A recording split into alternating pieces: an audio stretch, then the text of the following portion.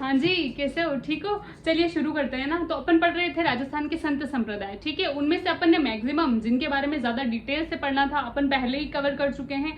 अब आज 2-3-4 संत और हैं, उसके बाद में अपन पढ़ेंगे राजस्थान की महिला संत, ठीक है। उसके बाद में मुस्लिम संत बचे हुए हैं और जैन संत, ठीक है। तो चलिए शुरू करते हैं। सबसे पहले है स्वामी लालगिरी, ठीक है। सबसे पहले तो मैं आपको ये क्लियर कर लेती हूँ कि एक आप पढ़ोगे लालदास जी, है ना, संत लालदास, तो वो अलग है, जो कि एक मुस्लिम संत है। उनका जन्म हुआ था धौलीदूब अलवर में, मतलब मेवात क्षेत्र से संबंधित है वो, ठीक है। तो वो लालदास जी अलग है, मुस्लिम संत है, और ये हिंदू संत है स्वामी लालगिरी, ये अलग है, ठीक है। तो इनका जन्म होता है सुलखनिया चूरू में। सुलखनिया स्थान कहाँ पर पड़ता है? चूरू में, ठीक है। तो इनका जन्म कहाँ पर हुआ था? सुलखनिया चूरू में। इन्होंने अलखिया संप्रदाय चलाया था, ठीक है। अलखिया संप्रदाय की शुरुआत किसने करी थी? तो वो करी थी स्वामी लालगिरी ने। अलखिया, ठीक है। मैंने आपको कल अपन ने पढ़ा था तो मैंने आपको बताया था एक एक चीज की। अलख निरंजन, है ना, निरंजनी संप्रदाय, हरिदासी संप्रदाय या फिर निरंजनी संप्रदाय किसने चलाया था? हरिदास जी ने। मूल नाम उनका क्या था? हरि सिंह साखला, है ना। हरिदासी संप्रदाय चलाया था या फिर निरंजनी संप्रदाय चलाया था। उनका जो अभिवादन वाक्य होता है वो क्या था? क्या पढ़ा था अपन ने? अलख निरंजन। उसमें मैंने आपको अलख और निरंजन दोनों का अर्थ बताया था। आज मैं बता देती हूँ। अलख, अलग मतलब है जो कि दिखाई नहीं दे, निराकार, है ना, अगोचर या फिर निराकार, ठीक है, जिन्हें अपन देख नहीं सकते। निराकार मतलब ईश्वर का कोई आकार नहीं है, जिन्हें अपन देख नहीं सकते। इंद्रियातीत, जो कि इंद्रियों से परे हो, है ना, छू नहीं सकते, उनको देख नहीं सकते, है ना, सिर्फ ऐसे महसूस तो कर सकते हैं। भाई निर्गुण भक्ति वाले कुछ तो महसूस करते होंगे ना, है ना। तो निराकार मतलब कि निर्गुण भक्ति के समर्थक हो रहे हैं, ठीक है। आपको ये चीज ध्यान रखनी है। तो अलखिया संप्रदाय, अलखिया मतलब अलख आ रहा है ना इसमें शब्द, तो अलख का मतलब क्या होता है? निराकार, इंद्रियातीत, है ना, अगोचर। तो क्या मतलब है? आप ऐसे बोल सकते हो मोटे मोटे तौर पे कि स्वामी लालगिरी निर्गुण भक्ति से, है ना। अलखिया संप्रदाय, अलखिया संप्रदाय की शुरुआत किसने करी थी? स्वामी लालगिरी ने करी थी, ठीक है। याद रखना लालदास जी अलग है, ठीक है। इनका मुख्य केंद्र है बीकानेर। अब देखो ये चीजें तो रटनी ही पड़ेगी, है ना, विशुद्ध रटने वाली चीजें हैं कि इनका जन्म कहाँ पर होता है, इनका मुख्य केंद्र कहाँ पर है। बाकी कोई रिलेटिव मतलब रिलेट करने वाली चीजें होती है, कनेक्ट करने वाली, कि आपको इसको ऐसे याद कर सकते हो तो फिर मैं आपको बता देती, ठीक है। लेकिन यहाँ पर विशुद्ध याद करने की चीज है, मतलब कि क्या? रट्टा मार, रट्टा मार, रट्टा मार। भाई लिख लिख के रट्टा मारो। जन्म कहाँ हुआ था इनका? सुलखनिया चूरू। कहाँ हुआ था? सुलखनिया चूरू। और मुख्य केंद्र कहाँ पर है? बीकानेर, बीकानेर, बीकानेर, ठीक है। इन्होंने ग्रंथ लिखा था अलख स्तुति प्रकाश, ठीक है। संप्रदाय अलखिया संप्रदाय चलाया था किन्होंने? स्वामी लालगिरी ने। और ग्रंथ कौन सा है? अलख स्तुति प्रकाश, ठीक है। नाम याद रखने की जरूरत है। संप्रदाय और ग्रंथ इन दोनों के नाम मैच कर रहे हैं, है ना, तो आप याद रख सकते हो, ठीक है। अलख मतलब वही अगोचर या इंद्रियातीत या निराकार। स्तुति, किसी भी चीज की अपन स्तुति करते हैं, मतलब आराधना करते हैं। स्तुति मतलब कि उन्हें याद करना, है ना, तो स्तुति प्रकाश, ठीक है। तो जो निराकार प्रभु की जो या फिर ईश्वर की जो निराकार भक्ति या फिर निर्गुण भक्ति से संबंधित जो भी इनके उपदेश या फिर इनके जो विचार रहे थे वो इसमें उल्लेखित किए गए, ठीक है। इन्होंने लिखा था अलग स्तुति प्रकाश, स्वामी लालगिरी ने, ठीक है। इसके बाद है संत राजा राम जी, ठीक है। संत राजा राम जी का मुख्य केंद्र जो है वो है शिकारपुरा, ठीक है। और शिकारपुरा पड़ता है जोधपुर में। कहाँ पड़ता है? जोधपुर में। क्या ये फलोदी में आ गया है? आप मेरे को बताओ, फलोदी में है क्या? मेरे हिसाब से अभी जोधपुर में ही है ना। तो जो राजा राम जी है, संत राजा राम जी, उनका मुख्य केंद्र है शिकारपुरा। शिकारपुरा कहाँ पर है? जोधपुर में, ठीक है। वैसे शिकारपुरा देखने को कम ही मिलता है, जोधपुर। जो अभी तक एग्जाम में आरपीएस में जो क्वेश्चन देखने को मिले हैं जोधपुर ही मिला है, ठीक है। इन्होंने पर्यावरण संरक्षण का संदेश दिया था। किन्होंने? संत राजा राम जी ने, ठीक है। एक अपन ने पढ़े थे संत कौन से? जाम्बोजी, जिन्होंने पर्यावरण संरक्षण का संदेश दिया था, ठीक है। और एक और कौन से है? राजा राम जी, ठीक है। कौन से लोक देवता हैं जो कि पर्यावरण संरक्षण से संबंधित हैं? अपन ने पढ़ा है अच्छे से। ओरण शब्द भी प्रयुक्त किया था, है ना, तल्लीनाथ जी, ठीक है, याद है ना। तल्लीनाथ जी किससे संबंधित है? ओरण शब्दावली से, ठीक है। ओरण मतलब कि मंदिर के आसपास का वह क्षेत्र जिसमें मतलब पेड़ पौधे जो भी चीज हो हरियाली से संबंधित, उनको काटना वर्जित होता है या फिर उन्हें नष्ट या फिर क्षतिग्रस्त करना वर्जित होता है। तो इनडायरेक्टली रूप से क्या कर रहे हैं? पर्यावरण की रक्षा कर रहे हैं आसपास के क्षेत्र की, है ना। तो लोक संत कौन से लोक देवता है जो तो पर्यावरण से संबंधित है? तो तल्लीनाथ जी, ठीक है। और कौन से लोक संत? एक तो अपन ने जाम्बोजी पढ़ा था, और एक और पर्यावरण संरक्षण कौन संबंधित है? तो संत राजा राम जी, ठीक है। आपको ये चीज ध्यान रखनी है।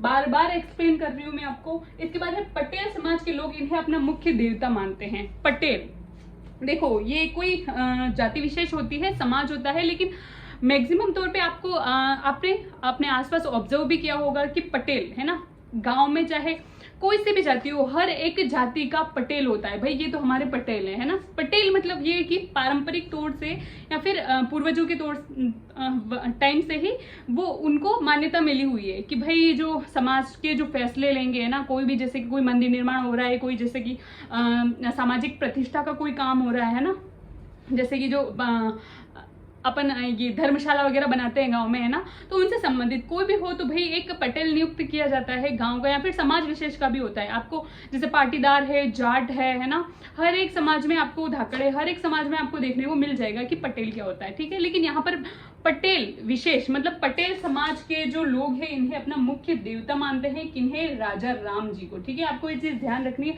पटेल, आप इससे ऐसे कनेक्ट कर सकते हो कि पटेल है भाई, मतलब कि पटेल है तो जो भी मुख्य कार्य होगा है ना उसका उनके पास होगा ना नियंत्रण, तो भाई इसका मतलब कि हरियाली विकसित करना इन्हीं का काम हो गया। मतलब पर्यावरण संरक्षण से संबंधित कौन सी जाति है? पटेल समाज। और किन्हें मानती है? संत राजा राम जी को, ठीक है।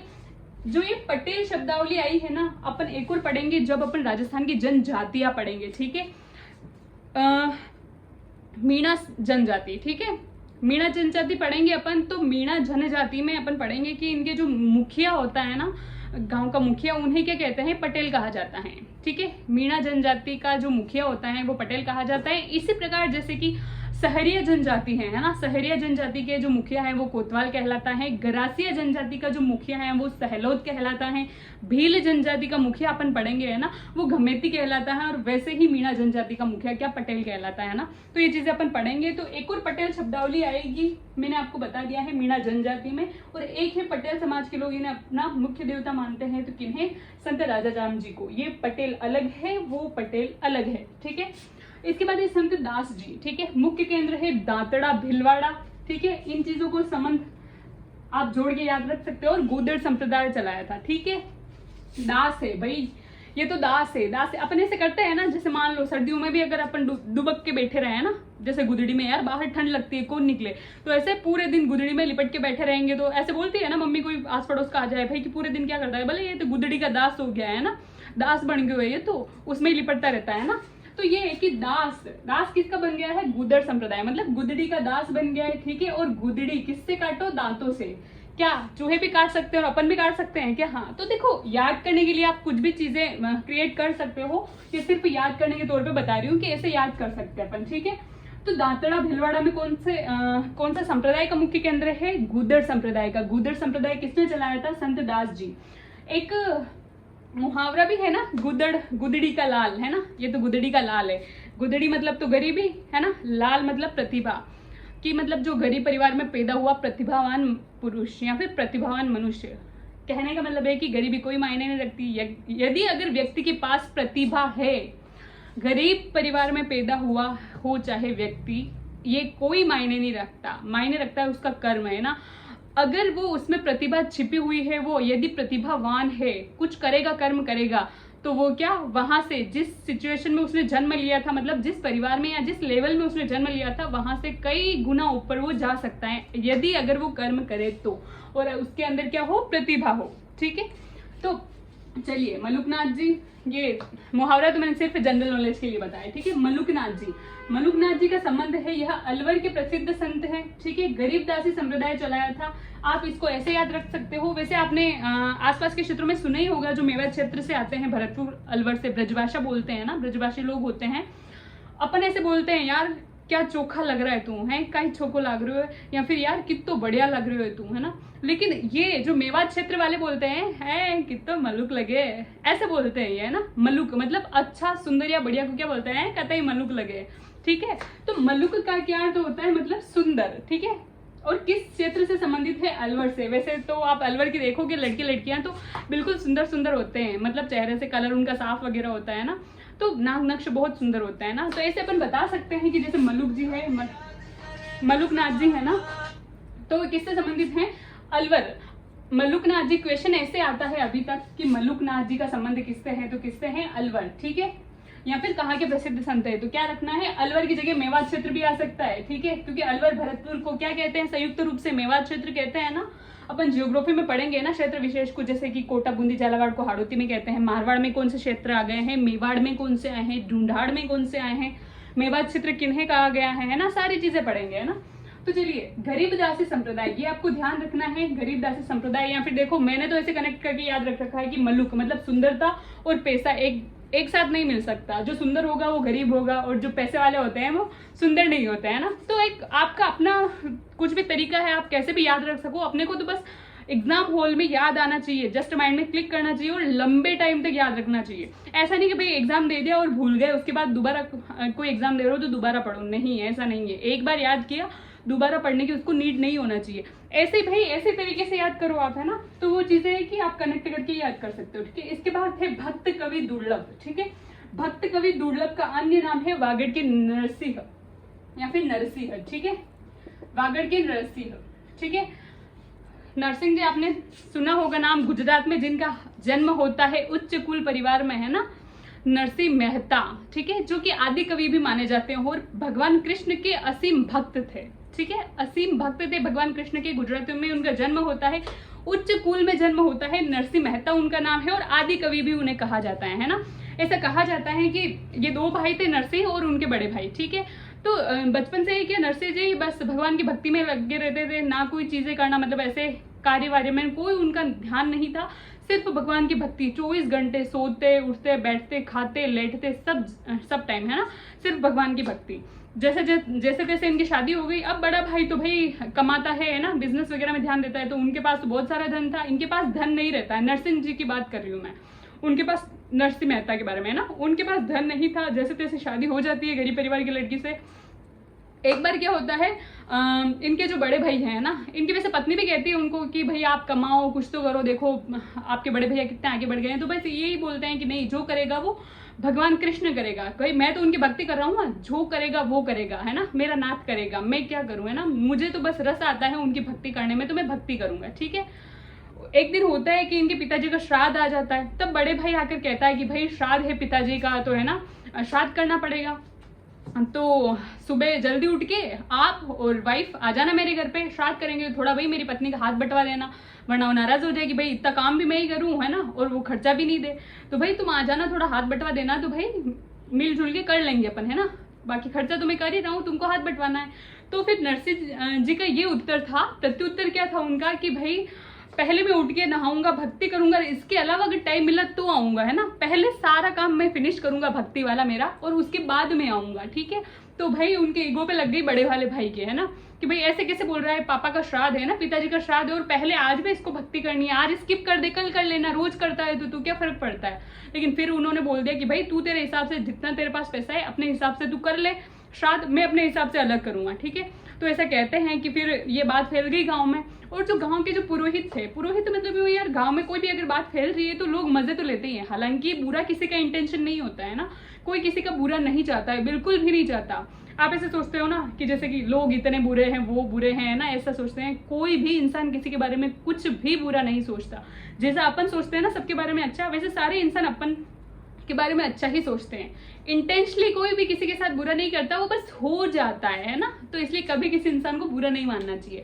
तो लेकिन जो मजे लेने वाले लोग होते हैं, ऐसे बोलते हैं ना यार माहौल देखे तो सही, मतलब क्या चीजें हो रही है ना, वैसे होने चाहिए ऐसे माहौल क्रिएट करने वाले लोग, वरना अपने को पता कैसे चलेगा कि भाई अगर ये चीज होती है तो इसका परिणाम ये हो सकता है। माहौल एक अपन देखते हैं ना, कोई भी घटना से कैसे सीखते हैं, कोई भी घटना अपने सामने होती है, माहौल क्रिएट करने वाले लोग ही उस घटना को क्रिएट करते हैं, फिर अपन देखकर सीखते हैं ना। तो ऐसे क्रिएटिविटी होनी चाहिए, ऐसे लोग भी होने चाहिए समाज में कि जो क्रिएटिविटी को बढ़ाए और अपन उनको देख के सीख जाए, ठीक है, ताकि अपने को जब अपने साथ बीते और तब सीखे। इतना टाइम वेस्ट नहीं करना है, जिंदगी में इतना टाइम नहीं है, ठीक है।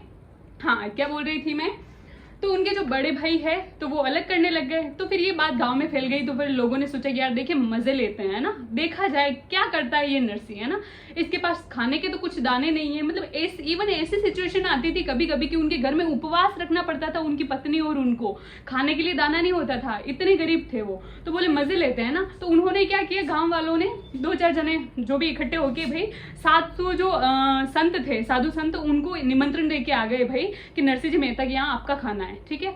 और इधर नरसिंह जी क्या सुबह में उठे और लेने चले गए। भाई उधारी चलती थी उनके तो हर एक दुकान पे, उधारी लेने गए, किसी ने दिया नहीं। जब एक सेठ राजी हुआ, बोले ठीक है दे दूंगा तेरे को, लेकिन पहले मेरे यहाँ काम करवाना पड़ेगा तेरे को, है ना। तो बोले ठीक है, थोड़ा काम करवाया, बोले कि एक्स्ट्रा ये तो है ब्याज के रूप में, है ना, काम करवाना था, मूलधन तो वसूलूंगा मैं बाद में, लेकिन ये है कि मैं तेरे को कोई तेरे को नहीं दे रहा उधार, मैं दे रहा हूँ, तो इसके लिए तेरे को पहले थोड़े काम करवाना पड़ेगा। तो वहां पे उन्होंने थोड़े बर्तन साफ किए, झाड़ू पोछा किया और फिर वो सामान लेके आए, ठीक है, कि भाई वहां पे आए, घर पे आए, तब तक तो ये था कि उनका सामान भी आ गया, 700 जो साधु संत थे वो जिम भी लिए, और ये हुआ कि एक एक जो स्वर्ण मुद्रा है ना वो भी साधु संतों को दी गई। वो साधु संत इतने खुश होके गए, इतना स्वादिष्ट भोजन खा के गए, है ना, और बाद में आशीर्वाद भी देके गए। तो ये था मतलब नरसिंह जी का। और ऐसा कहा जाता है कि नरसिंह जी के पास पैसे नहीं थे, लेकिन बाद में उनके पुत्र पुत्रियां हुए थे। पुत्री का नाम है कंवरबाई और पुत्र का नाम था श्यामल दास, ठीक है। आपने यही सुना होगा ना, नरसिंह जीरो मायरो, कहानी इसके नाम से ही फेमस है ना। तो मायरो मतलब कि भात भरा था, है ना। नरसिंह जीरो मायरो मतलब कि उनके बेटी की शादी थी, अब कुछ है भी नहीं, धन किससे करे शादी, लेकिन फिर भी मायरा वगैरह जो सारी चीजें, जो शादी खर्च उठाया था, किसने उठाया था, भगवान ने उठाया था, भगवान श्री कृष्ण ने, ठीक है।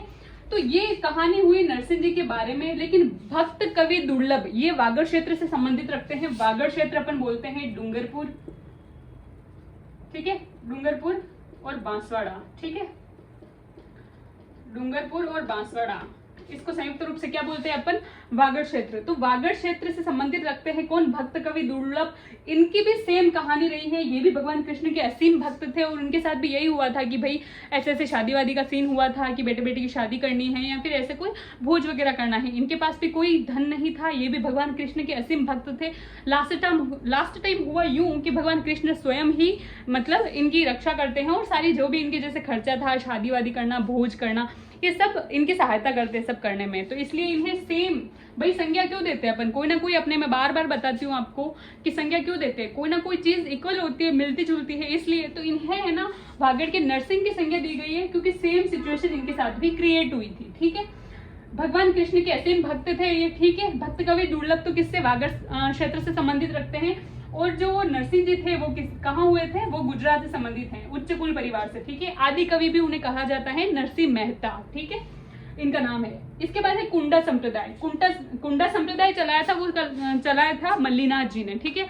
वैसे अपन राजस्थान के लोक देवताओं में पढ़ चुके हैं अच्छे से। मल्लीनाथ जी इनका मुख्य केंद्र है या फिर मुख्य मंदिर कहाँ पर है, तिलवाड़ा बाड़मेर में। इनकी पत्नी का नाम है रूपा दे, इनके गुरुजी का नाम है उगम सिंह भाटी। इनकी पत्नी और इनके गुरु है ना, इनकी पत्नी के गुरु और इनके गुरु सेम ही थे, मतलब रानी रूपा दे और मल्लीनाथ जी के गुरु सेम ही थे। कौन थे, उगम सिंह जी भाटी। इनकी पत्नी की वजह से ये प्रेरित हुए थे, है ना, प्रभावित हुए थे, फिर उन्होंने उगम सिंह जी भाटी को गुरु बनाया था अपना, है ना।